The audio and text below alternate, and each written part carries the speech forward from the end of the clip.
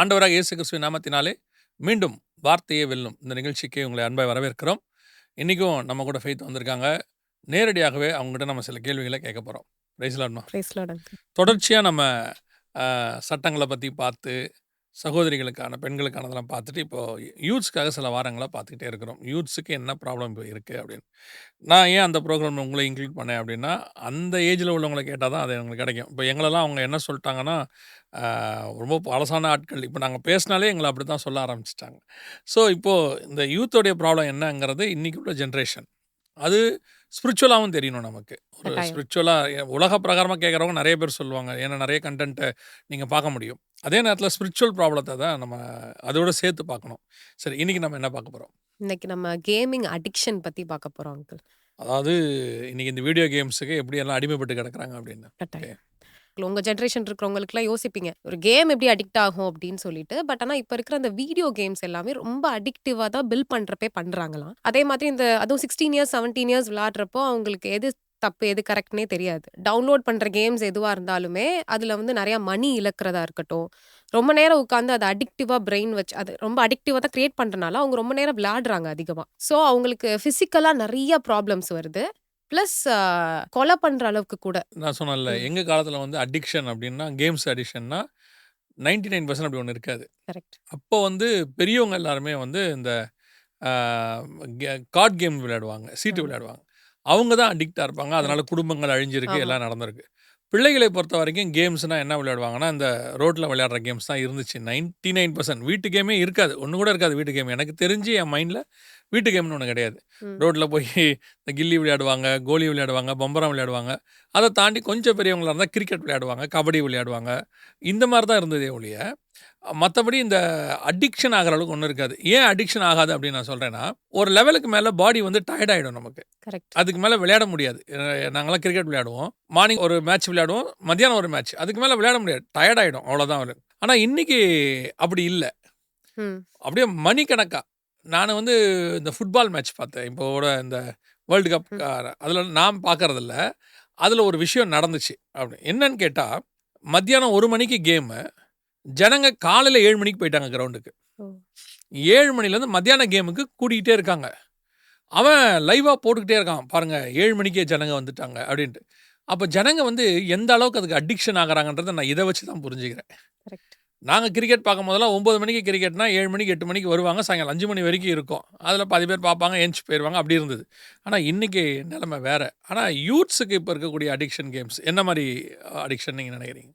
Phone games, அதுக்கப்புறம் அதுக்காகவே play ஸ்டேஷன்லாம் வச்சு விளையாடுற அளவுக்கு இப்போ அது வந்து ஒரு அடிக்ஷன்னால அது வந்து ஒரு ப்ளே ஸ்டேஷன் வாங்கினா என்னோட நம்ம வந்து அடல்ட் மணின்னு சொல்லுவாங்க. அதாவது நான் வளர்ந்த பிறகு அதில் சம்பாரிச்சு I want to have a play station. அது வந்து ஒரு அளவுக்கு ஓகே, அவங்க ஒரு அடிக்டிவ் இல்லாமல் விளையாடுறாங்கன்னா இட்ஸ் உலக பிரகாரமாக பார்த்தா அது ஓகே தான். நிறையா பேர் சொல்ல அடிக்டட் இல்லைன்னா ஒரு ½ அன் ஹவர் விளையாடுறாங்கன்னா இட்ஸ் ஓகேன்ற மாதிரி நிறைய பேர் சொல்றாங்க. பட் ஆனால் இதில் எப்படிலாம் வந்து அந்த டீனேஜராக இருக்கட்டும், கொஞ்சம் வளர்ந்த பிறகு அது டிஃப்ரென்சியேஷன் பண்ண முடியும் அங்கிள். ஆனால் இப்போ இந்த டீனேஜ்ல விளையாடுற பசங்க என்ன பண்றாங்கன்னா, இந்த ட்ரெஷர் பாக்ஸ்லாம் சொல்லுவாங்க. இப்போ இந்த கேம் விளாண்டா அதில் ஒரு ட்ரெஷர் பாக்ஸ்ல இருந்து நம்ம அதில் எடுத்துக்கலாம், இவ்வளோ காசு பே பண்ணா எடுக்கலாம். அதே மாதிரி ஸ்கின்ஸ்ன்னு சொல்றாங்க, ட்ரெஸ்ஸஸ். அது என்ன ஆகுதுன்னா இவங்கெல்லாம் சேர்ந்து ஒரு குரூப்பா விளையாடுறாங்க அந்த கேம்ஸ்லாம். அப்போ வந்து அவன் ஃப்ரெண்டு வாங்கிட்டானா இவனுக்கு வந்து ஒரு இன்ஃபீரியாரிட்டி காம்ப்ளெக்ஸ் மாதிரி, நானும் வாங்கணும் அதை அப்படின்னு சொல்லிட்டு நிறைய பேர் என்ன பண்றாங்கன்னா, அப்பாவோட கிரெடிட் கார்டோ டெபிட் கார்டோ எடுத்து அதுல இருந்து மணியை ஃபுல்லா எடுத்துடுறது. ஏன்னா அந்த பசங்களுக்கு அந்த வேல்யூ தெரியாதுல்ல. அதில் என்ன ஒரு விஷயம்னா, ஒரு ஆளை அப்பா அம்மா கொடுக்கலனா அப்பா அம்மாவுக்கு நம்ம மேலே அன்பு இல்லை, வெறுக்கிறாங்க. அது எந்த அளவுக்கு போகுதுன்னா அவங்களுக்குள்ள ரிலேஷன்ஷிப்பே பாதிக்குது. நான் எப்படி ஒரு சில வீடுகளில் பார்க்குறேன்னா, சைக்கலாஜிக்கலாக பேரண்ட்ஸை இவங்க வந்து கார்னர் பண்ணுறாங்க. அப்போ உங்களுக்கு வந்து என்ன பிடிக்கல, என்ன வெறுப்பாக இருக்கீங்க, பாருங்கள் அவங்களாம் வாங்கிக்கிறாங்க. ஒரு பீரியடுக்கு மேலே அப்பாவுக்கும் அம்மாவுக்கும் என்ன தோணுதுன்னா, பசங்க இந்த மாதிரி நம்மளை வெறுக்கிறாங்களேன்றதுனால வெறுக்கக்கூடாதுன்னு அவங்க வாங்கி கொடுக்குறாங்க. இது ஒரு சைக்காலஜிக்கலாக அவங்கள போட்டு பண்ணுற வேலை நான் நினைக்கிறேன். இதை அதுலேயே வந்து அதிகமா அந்த ப்ளே ஸ்டேஷன் வாங்குறதுக்கு அதுக்கு PS5 அப்படிலாம் சொல்றாங்க. அதெல்லாம் வாங்கினாதான் கெத்து, அதில் விளையாடணும், அந்த மாதிரியான மைண்ட் செட் வருது. ஒரு அடிக்டிவ் இல்லாமல் விளையாண்டாங்கன்னா ஓகே, எதுவுமே நம்மளை வந்து வாழ்க்கையில கண்ட்ரோல் பண்ணக்கூடாது அப்படின்னு தான் அங்கிள் நம்ம பிப்ளிக்கலாக பார்க்கணும். Only God should control us. ஏன்னா இப்போ கேம் நம்மளை கண்ட்ரோல் பண்ணக்கூடாது, ஏன்னா அது அடிக்டிவ். இப்போ நம்ம அடிக்கடி பார்க்குற மாதிரி டோபமைன் லூப் கேட்டுகிட்டே இருக்கும், ரிவார்ட் கேட்டுக்கிட்டே இருக்கும். இன்னொன்று என்னன்னா, இது ஒரு செட் அங்கிள். நெக்ஸ்ட் வந்து ஃபேமிலி நிறைய டெப்ட்குள்ளே போய் நிறைய லாஸ் ஆயிருக்கு. இந்த மாதிரி நிறைய கேசஸ் வந்து ரிப்போர்ட் பண்ணப்பட்டிருக்கு. நம்மளே பார்த்துருக்கோம். இந்த கார்ட் கேம்ஸ்லலாம் 41 இயர்ஸ் 50 இயர்ஸே வந்து சூசைட் பண்ணிலாம் பார்த்திருக்கோம். இதனால என்ன ஆகுதுன்னா, ஃபேமிலி ஃபுல்லா ஃபினான்ஷியலா ட்ரெயின் ஆயிடுறாங்க. இது மாரி நெறைய கேஸஸ் ரிப்போர்ட் ஆயிருக்கு. நெக்ஸ்ட் வந்து இந்த அழுத்தம் தாங்க முடியாம சூசைட் பண்ணி செத்துருக்காங்க நெறைய பேர். ஒரு ரீசென்ட்டா கூட ஒரு ஐ திங்க் ஒரு 7, 8 இயர்ஸ் அகோ வந்து ஒரு வீடியோ கேம்னால நெறைய பிள்ளைங்க இறந்து போனத நம்ம வந்து நியூஸ்ல அதிகமா பார்த்தோம் அங்கிள். இப்போ நீங்க பேசும்போது எனக்கு தோன்றதும்மா, நான் இப்போ நெறைய அந்த சூசைட விஷயங்கள் கேட்டுக்கிட்டே இருக்கிறேன். நெறைய பேர்ட்ட கேட்குறேன். சின்ன பிள்ளைங்ககிட்டயும் சூசைட் இருக்கு. ஆ பெரியவங்ககிட்டயும் சூசைட் இருக்கு. இதுக்கு எல்லாத்துக்கும் ரீசன் வந்து ஏதோ ஒரு இடத்துல வந்து பணம் காரணமா இருக்கு. ஏதோ ஒரு முந்தியெல்லாம் +2 எக்ஸாம் ரிசல்ட் வர அன்னைக்கு ரொம்ப கேர்ஃபுல்லா இருப்பாங்க. ஏன்னா, அன்னைக்கு பிள்ளைங்க கொஞ்சம் சூசைட் பண்ணிட்டு இருந்துச்சு. இப்போ கூட ஓரளவுக்கு பரவால்ல. அதெல்லாம் தாண்டி வந்துட்டாங்கன்னு வச்சுக்கோங்களேன். அந்த சைக்காலஜிக்கலா ஃபெயில் ஆனா திருப்பி நம்ம பாஸ் பண்ணிறலாம் அப்படிங்கிற ஒரு எண்ணம்லாம் வருது.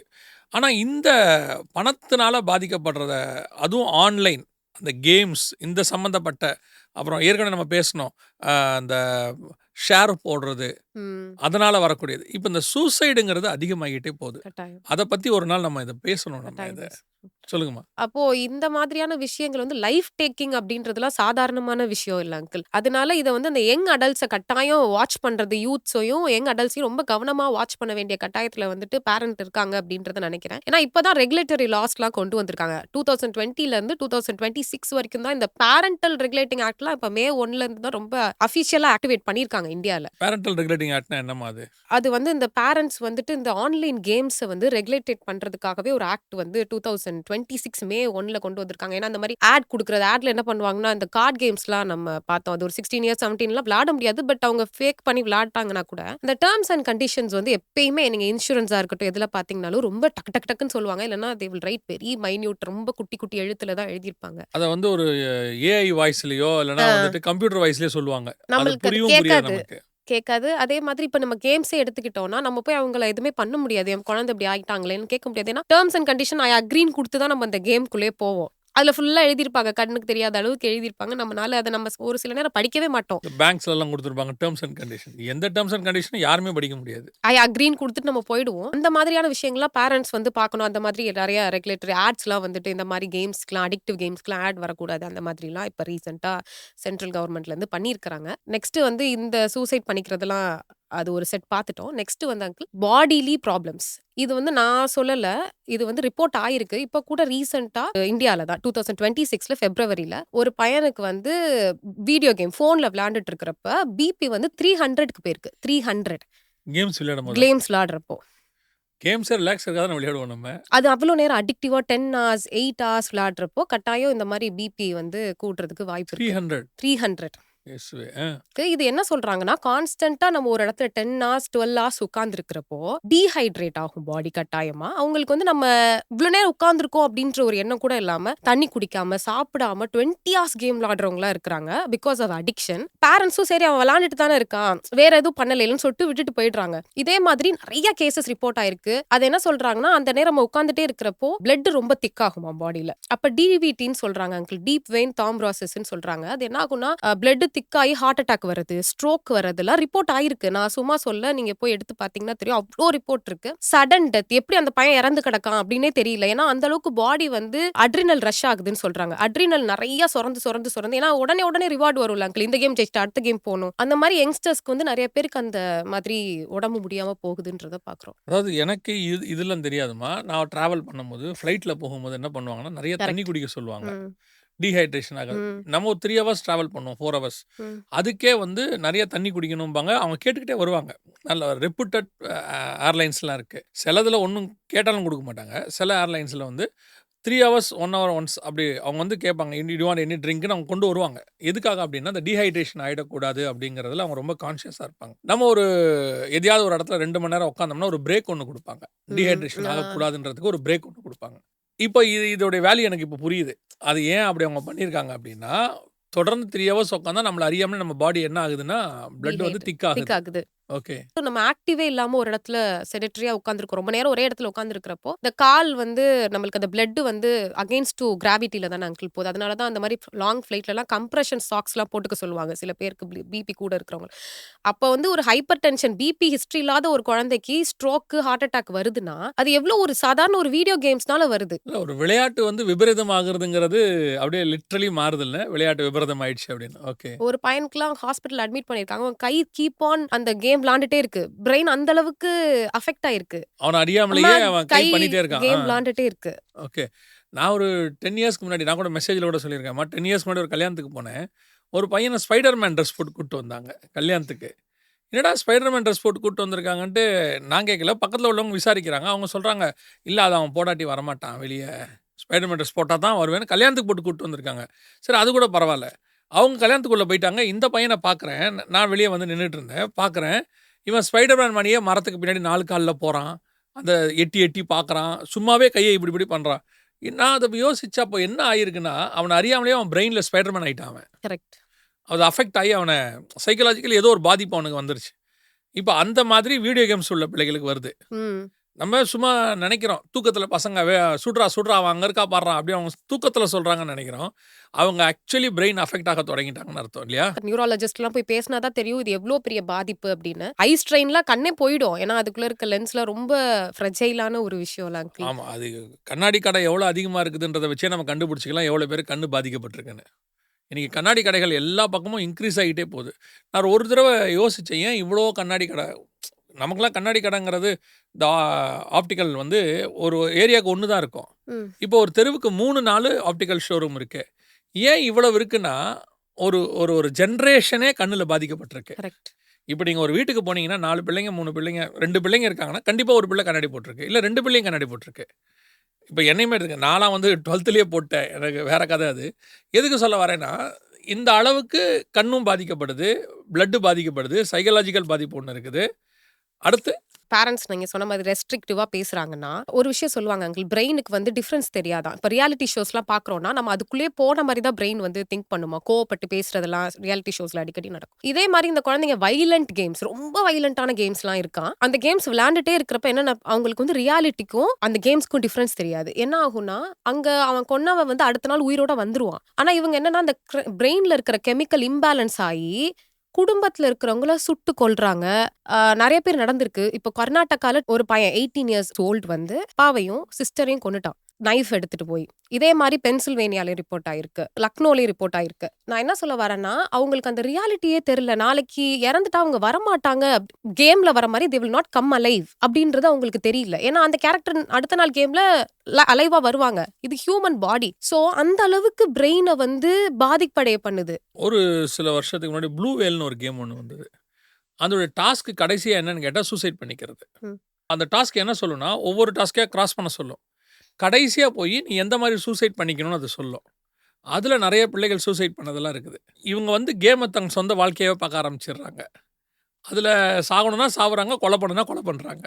அந்த ரியாலிட்டிக்கு வித்தியாசம் தெரியாத அளவுக்கு பிரெயின் கெமிக்கல்ஸ் பாதிக்கப்படுது. ஏன்னா 10 ஹார்ஸ் 20 ஹார்ஸ் உட்கார்ந்து விளையாடுறப்ப அவங்க அப்பா அம்மா வந்து ரெஸ்ட்ரிக்ட் பண்றப்ப இவங்க எப்படி நம்மள ரெஸ்ட்ரிக்ட் பண்ணலாம் அப்படின்னு அந்த வயலன்ஸ் அப்படியே கேரி அவுட் பண்ணி கொலை பண்ற அளவுக்கு லீட் ஆகுது.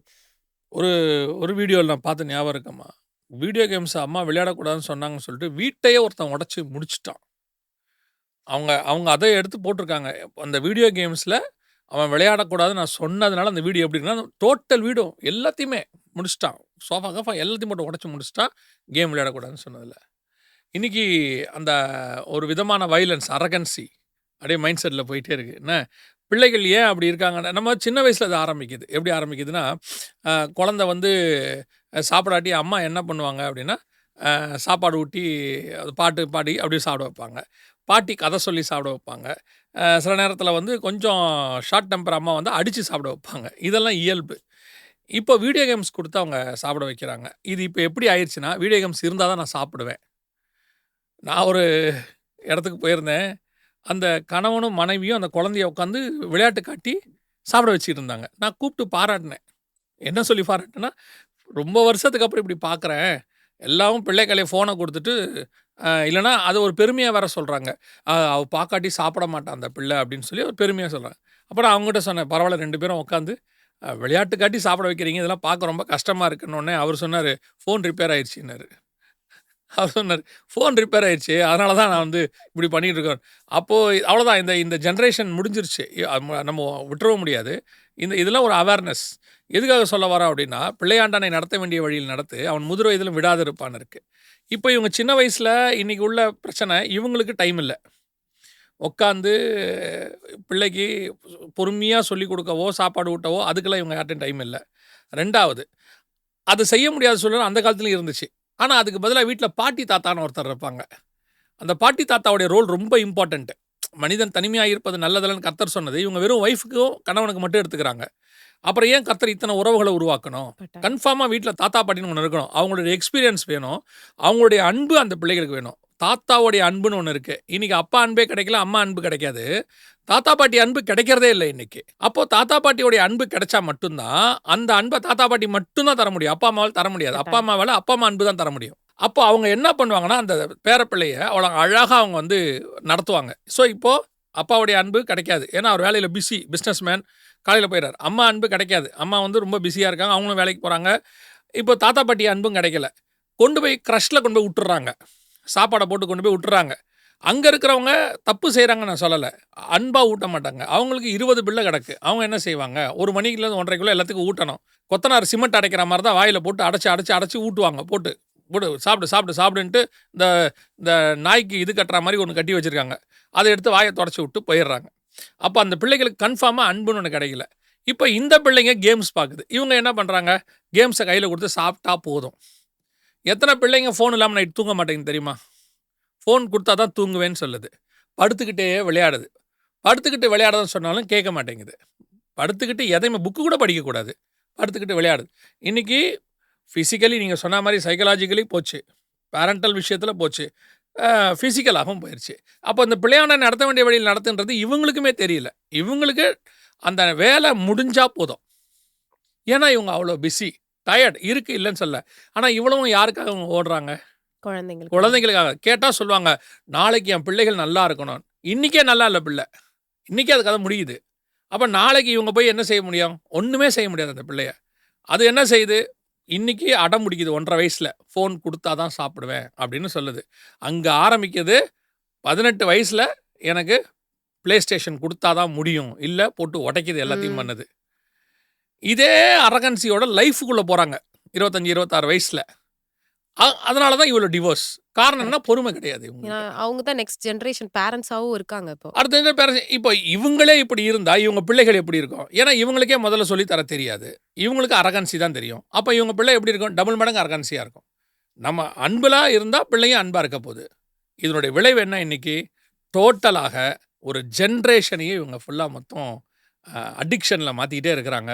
ஸோ நீங்கள் அதில் என்னென்ன சொன்னீங்க? திருப்பி ஒரு தடவை வரிசையாக சொன்னீங்கன்னா இவங்களுக்கு யூஸ்ஃபுல்லாக இருக்கும். கட்டாயம் அங்கிள். ஃபர்ஸ்ட் வந்து நிறைய மணி இழக்கிறது, அதனால டெப்ட் வர்றது, ஃபினான்ஷியல் ஸ்ட்ரெயின் வந்து நிறைய பேர் அதனால தன்னுடைய லைஃபை முடிச்சுக்கிறாங்க. நெக்ஸ்ட் வந்து ஃபிசிக்கல் ஹெல்த் இஷ்யூஸ் 60, 70 இயர்ஸில் வரக்கூடிய இந்த நியூரலாஜிக்கல் கண்டிஷன்லாம் 2018லலாம் வருது. நெக்ஸ்ட் வந்து கொலை பண்ணுற அளவுக்கு எக்ஸ்டென்ட்டுக்கு போகிறாங்க.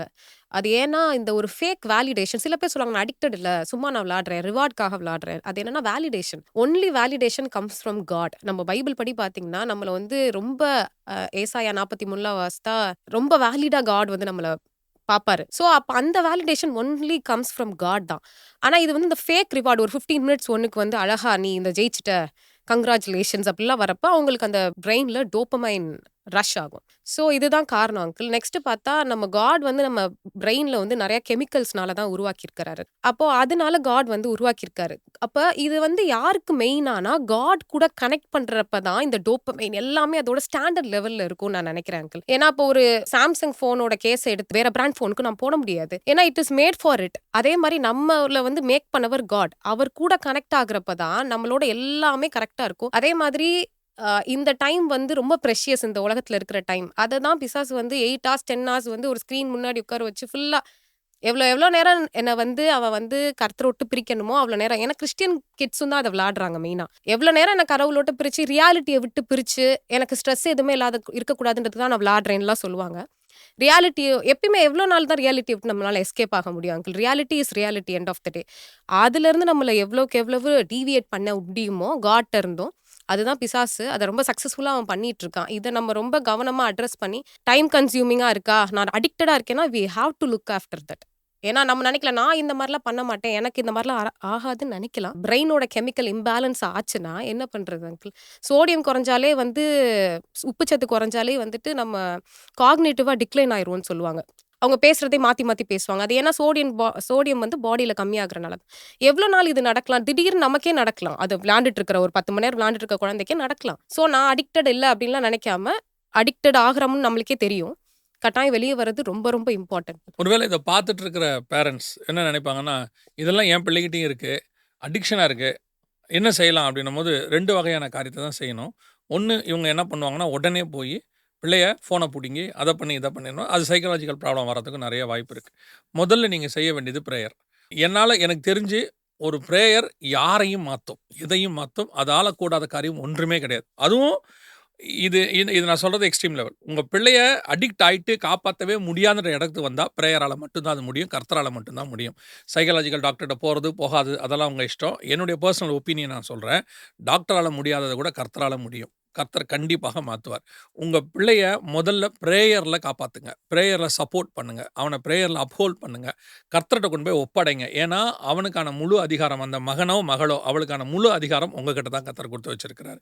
வளர்த்து கொடுன்னு உங்ககிட்ட குடுத்துருக்கிறாரு. ஸோ எவ்வளவுக்கு எவ்வளவு அந்த பிள்ளைக்காக ஜெபம் பண்ண முடியுமோ ஃபர்ஸ்ட்டு ஜெபம் பண்ணுங்க. 2வது உட்கார்ந்து பொறுமையா சொல்லுங்க. உடனே கேட்பாங்கன்னு எதிர்பார்க்க முடியாது. உடனே மனம் திரும்பிருவாங்கன்னு நினைக்க முடியாது. அத வந்து அப்படியே ஒரு மிராக்கிள் நடக்குமா? நடந்தாலும் ஸ்தோத்திரம் தான். உட்கார்ந்து பொறுமையா சொல்லுங்க. ஒரு நாள் இல்ல ஒரு நாள் கண்டிப்பாக கர்த்தர் உங்க பிரேயருக்கு பதில் கொடுப்பார். உங்க பிள்ளையும் மாத்துவார். பிள்ளைகளுக்கு நான் சொல்றேன். இது வந்து ஒரு மாயை. கொஞ்ச நாள் அப்படி இருக்கும். ஒரு பீரியட் வரும்போது உங்களுக்கே தெரியும் இது தேவையில்ல. இது தப்பு. இது வந்து வேஸ்ட் பண்ணிட்டேன் டைம. சில நேரத்தில இந்த டைம் மட்டும் தான் இருக்கிறதுலயே ப்ரீஷியஸான சொத்து. அந்த நேரத்தில அத விட்டுட்டீங்கன்னா, உங்க லைஃப்ல அந்த டைம் திரும்பி கிடைக்கவே கிடைக்காது. 25 வயசு வரைக்கும் எல்லாத்தையும் வேஸ்ட் பண்ணிட்டு, அடுத்த 25ல செய்யலாம்னு நினைக்கும்போது, இந்த 25 கிடைக்காது. ஸோ தயவு செய்து இந்த டைம் கர்த்தர் குடுத்துருக்கிறாரு. நல்லா ஜெபம் பண்ணுங்க. பைபிள் வாசிங்க. நீங்க செய்ய வேண்டிய காரியங்கள கர்த்தர் சொல்லியிருப்பாரு. அத செய்யுங்க. ஆ கர்த்தர் இதிலிருந்து விடுதலையாக்க போதுமானவராக இருக்கிறார். கர்த்தருக்கு சித்தமானால், வருகை தாமதிக்குமானால், இன்னொரு வார்த்தையை வெல்லும் நிகழ்ச்சியின் வழியாக உங்களை சந்திக்கிறோம். God bless you. Thank you மா. Thank you.